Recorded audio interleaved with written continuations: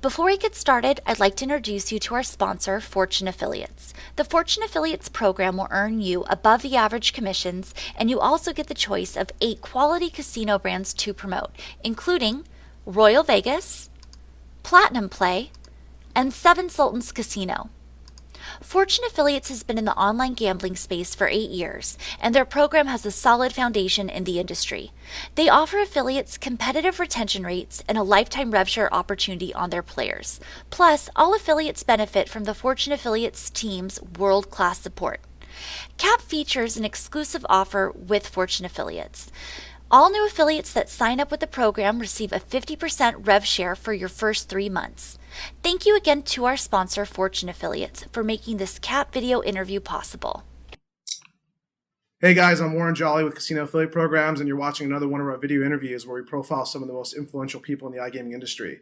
Today we're going to be speaking with Jay Saleno of Instant Channel Inc. Jason's company focuses exclusively on email marketing and has been an active affiliate for almost 3 years. He has over 10 years of experience managing email operations of all sizes and on a variety of platforms. Leveraging Instant Channel's unique custom-built email delivery and data analysis software platforms, he leads its mail team delivering over 7 million targeted emails each day. Our topic today will be all about email marketing and how to apply it in the iGaming affiliate space. Jay, it's great to have you. Thank you, Warren. Good afternoon.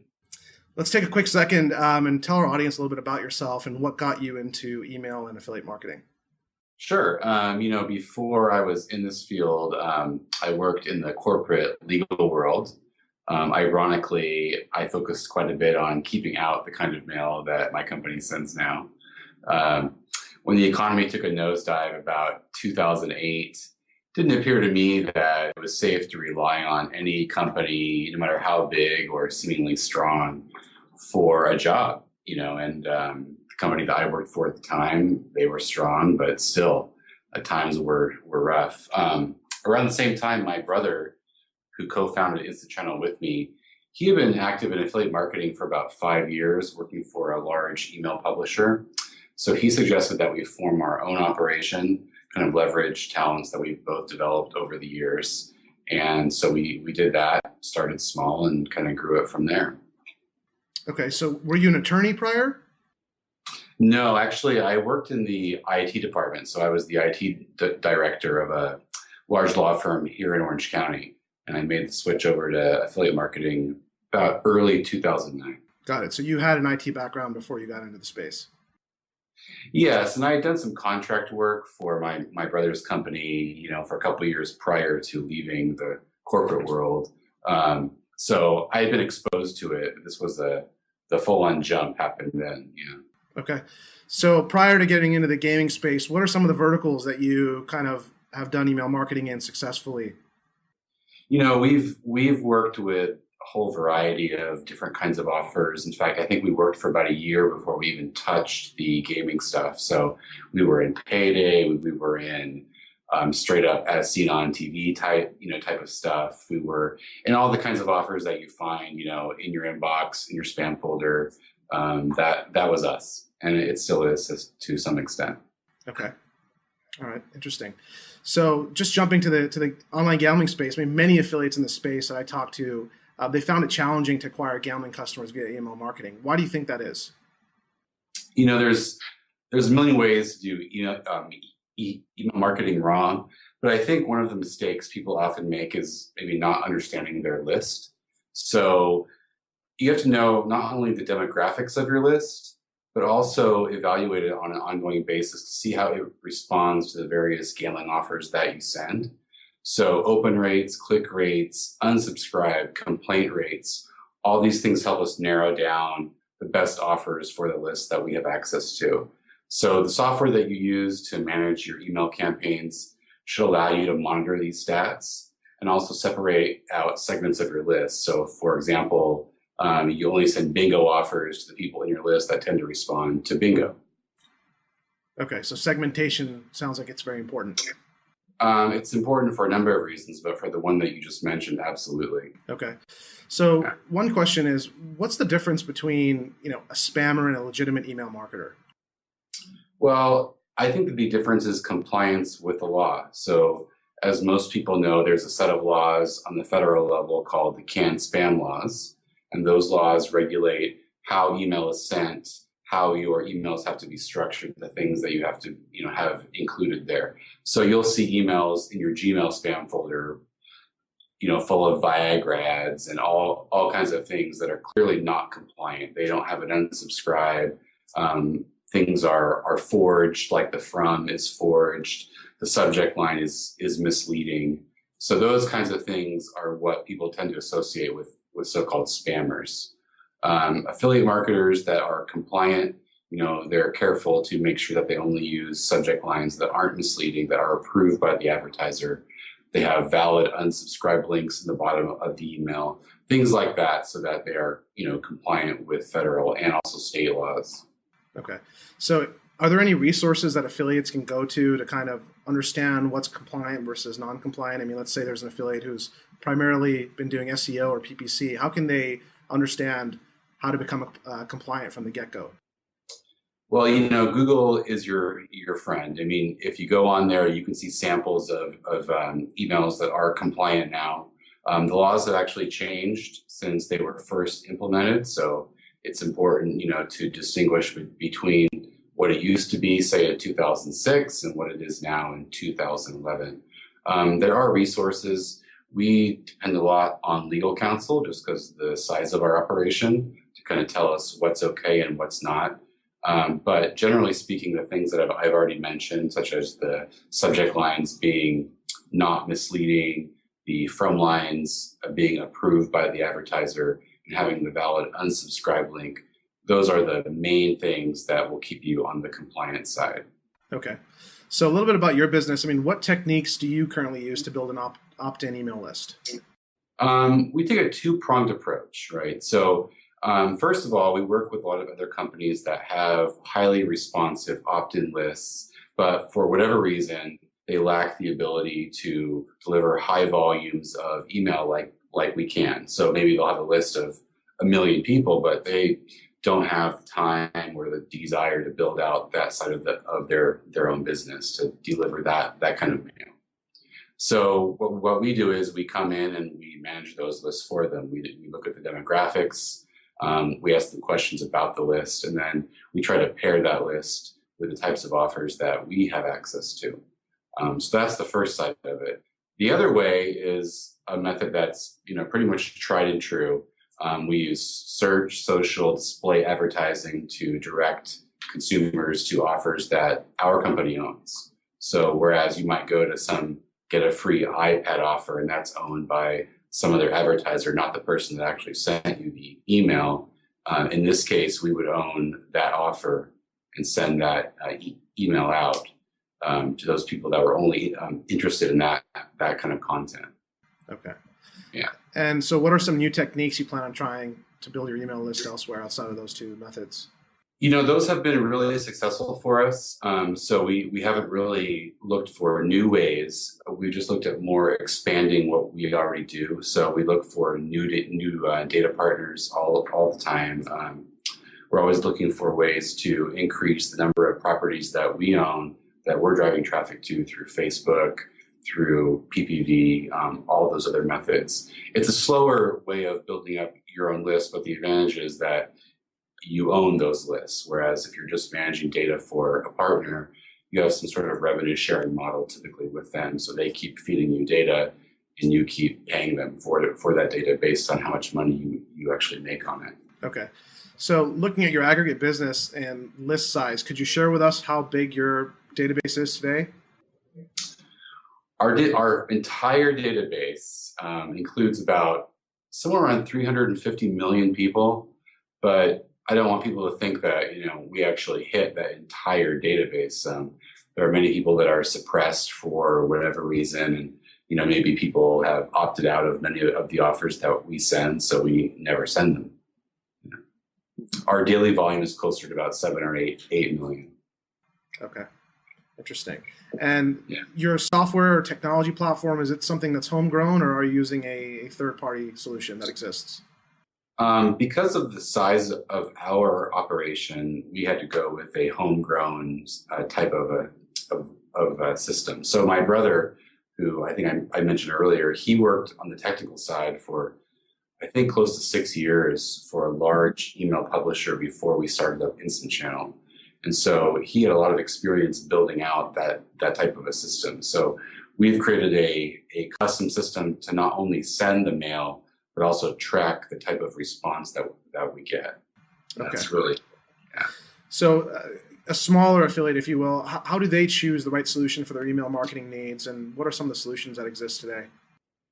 Right. So there's a few ways for an affiliate to choose a platform. And what it really comes down to is how much mail are you going to send every day?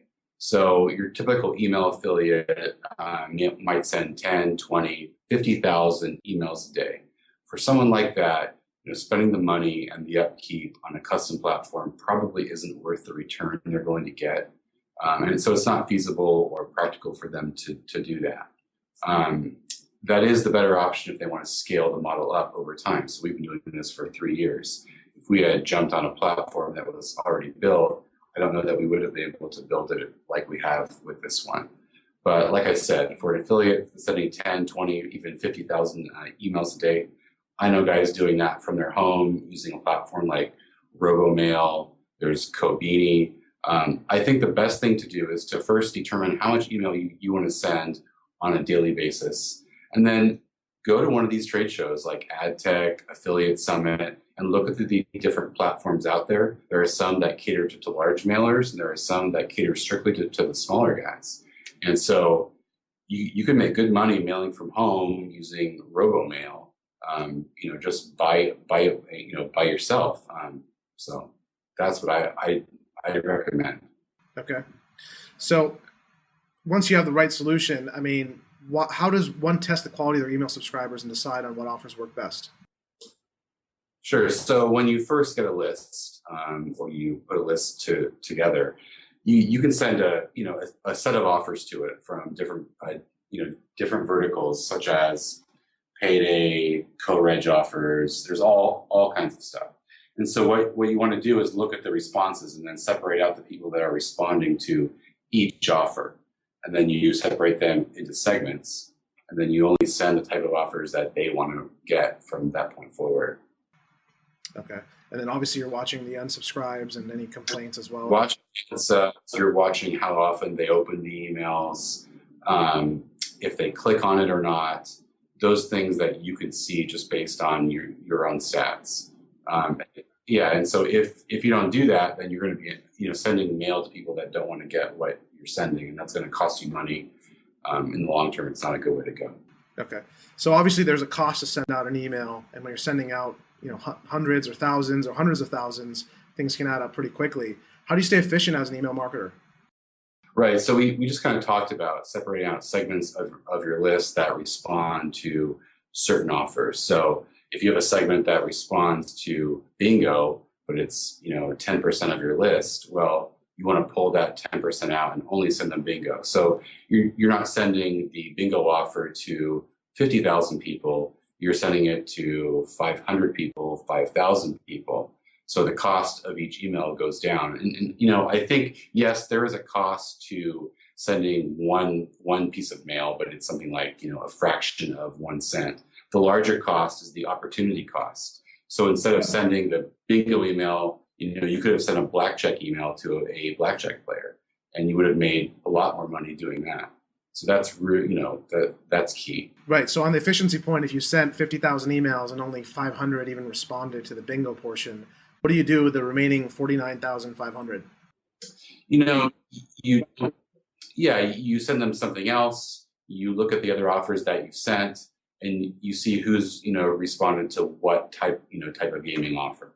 Now we do still send out blanket emails to the entire list because sometimes you want to catch people that might have developed a taste for something different, or if you're like us, you have data feeds that are coming in every day. So you're getting new data into your list on a daily basis. You want to make sure that those people are segmented into the right verticals. Okay. And are those data feeds coming from your data partners? Typically, yes, they are. Now, we do feed our own system with the offers that we own, but that's probably about half of what we actually send. Okay, so you're feeding in real time from both sources, new emails as they come in, as they're fresh.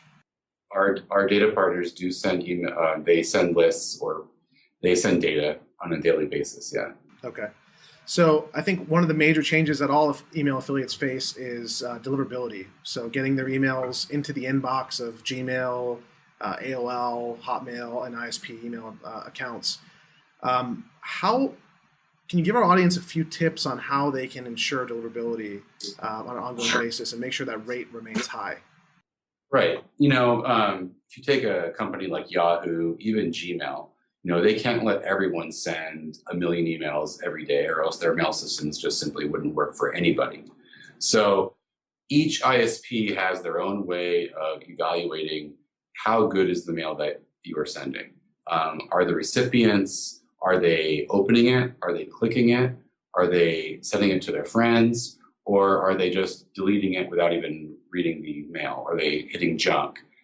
So most ISPs look at what we call engagement rates. And if your engagement rate is really low, they tend to ding the reputation of the mail servers that you're sending from. And this will affect your future deliverability to the inbox, maybe even to the junk folder. So it's important to only send the right kind of content to the segments of your list that want to see that content. It's also important to take advantage of the resources that some ISPs give you. So for example, Yahoo will give you what's called a feedback loop, where you can see how many people in your campaign click the "this is spam" button. And you want to get those people out of your list so they don't keep doing that. Your engagement goes up and the complaint rates go down, and the reputation of your mail servers goes up. In the future, more of your mail will go to the inbox. That's generally the model for most ISPs, although some are more friendly to mailers than others. Gmail, for example, the one that you mentioned, offers no feedback loop, no way to monitor how many people are complaining. So you have to depend more on your own internal stats. And that's, again, why it's important to have a platform that will give you that kind of data on an ongoing basis. Who's opening, who's clicking, who's unsubscribing, that kind of thing. Okay.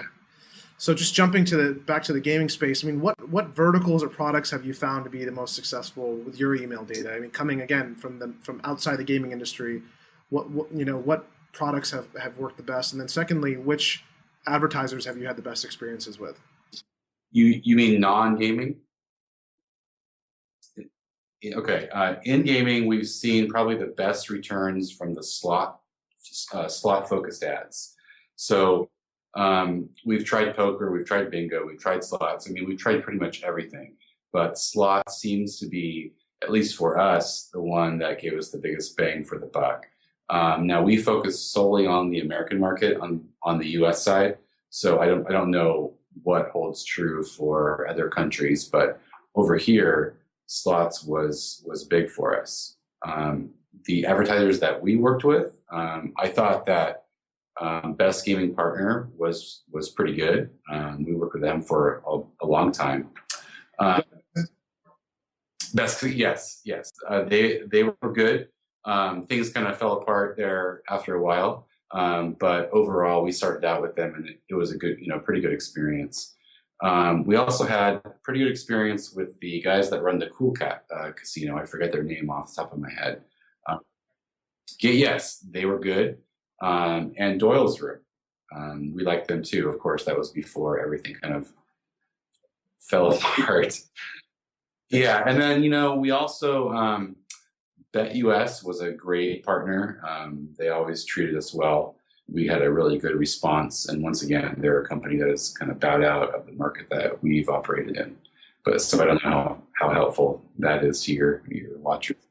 Well, I think it gives people an idea. What types of volumes were you doing in terms of depositors? Do you recall? I'm sorry, I didn't hear that. How many depositing players per month were you able to deliver through email? Sure. At the peak, we were doing a few hundred a month on the slot side. It was harder to get depositors on the other properties. I thought that bingo was probably our weakest one for the U.S. market, but I'd say at our peak, a few hundred a month. Sometimes, going over 1,000 to 1,500 a month was that sounds about right. That's changed a lot, obviously. Yep. And are you still your data wise and your business? Are you still pretty much focused on the U.S.? I mean, now I know you're obviously mostly outside of gaming, or if not completely. But are you doing any international business?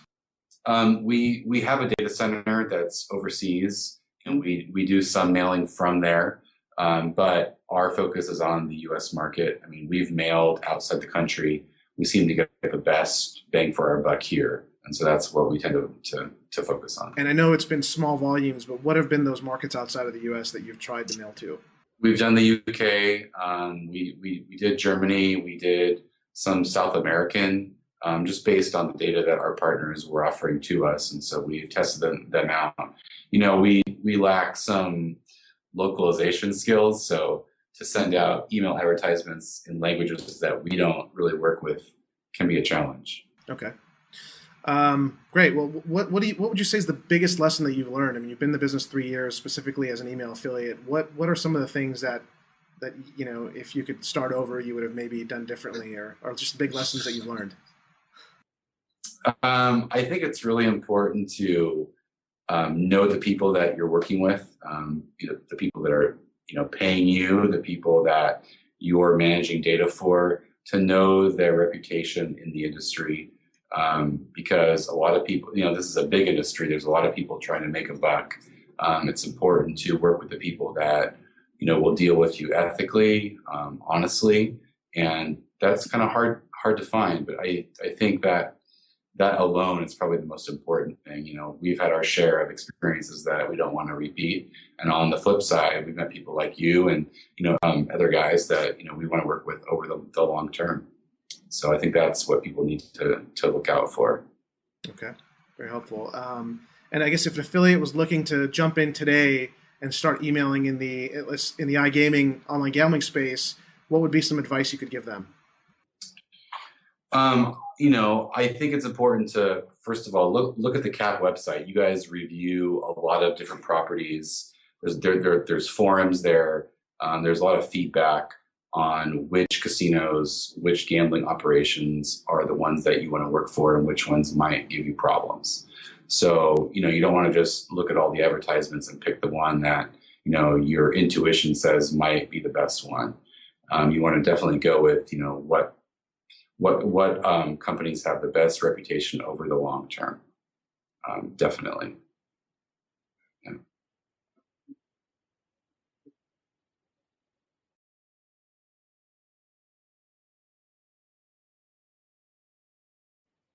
Sure. I mean, that's important. I mean, obviously, you don't want to send out mail that's illegal, especially here in the U.S. They do prosecute guys, you know.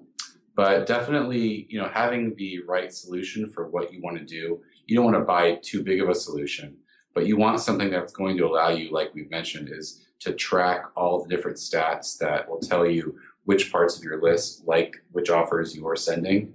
So if your platform can't tell you these 1,000 people like your bingo offer, then you don't have the right platform. Not for gaming, not for, I mean, any type of email marketing, especially on a large scale when, you know, you can send out 500,000 emails and you can make nothing on that because you sent that 500,000 segment the wrong offer. So it's important really to maximize your resources, especially now. I'm sure you've heard, and I'm sure a lot of the people that are thinking about email marketing have heard the resources available for mailing just on the internet side with respect to IP addresses are almost gone. And so we're kind of in this limbo period where they've given out all the resources to resellers. There's nothing left to give out. There's a new system called IPv6 that's supposed to come out sometime in the near future, but nobody knows when. So being that resources are so scarce, they're going to become more and more expensive until a wider option becomes available. And the bigger mailers like us are going to try and eat up all the resources that we can between now and then. And so it's not like it was 4 or 5, 6 years ago when it was the Wild West and you could, you know, buy a block of IPs and mail on that block for months and months and make hundreds of thousands of dollars. It's just not like that now. So your resources have to be spent very carefully. That's why software is very, very important. And I guess the final question, do you believe that email is still going to be as important of a medium to reach potential customers as it has been, say in the last 10 years with all the competition that's happening out there in the email space, but also users moving to social media and things of that nature? I mean, what are your thoughts? How important is email really going to be in the next 3 years? The beauty of email is that it's an open standard, right? SMTP, which is the internet protocol behind mail, has been around since, God, like the early 70s. Because it's so open and because it's so widely distributed, I don't see email going away anytime soon. Of course, it's going to be shrunk a bit by the things that you mentioned, people communicating via mobile phones and social, there's all kinds of ways to talk now without sending an email. But I don't think email is going to disappear or be significantly less for, I'd give it several years yet. Just because there's nothing else that can really replace it. Nothing is quite like getting an email. Instant messaging works for some things, but at the end of the day, I mean, I'm sure you still send how many emails a day? I still send probably a dozen, Yeah. Okay. Well, Jay, it's been a great interview. I appreciate your time. It's been really good to get some insight from a major email affiliate. I think our audience really would appreciate the information you've shared. If anyone's interested in contacting Jay at the end of the interview, please send an email to interviews@casinoaffiliateprograms.com, and we'll be more than happy to put you in touch. Thanks for watching, and stay tuned for future interviews with iGaming industry leaders. Take care. All right.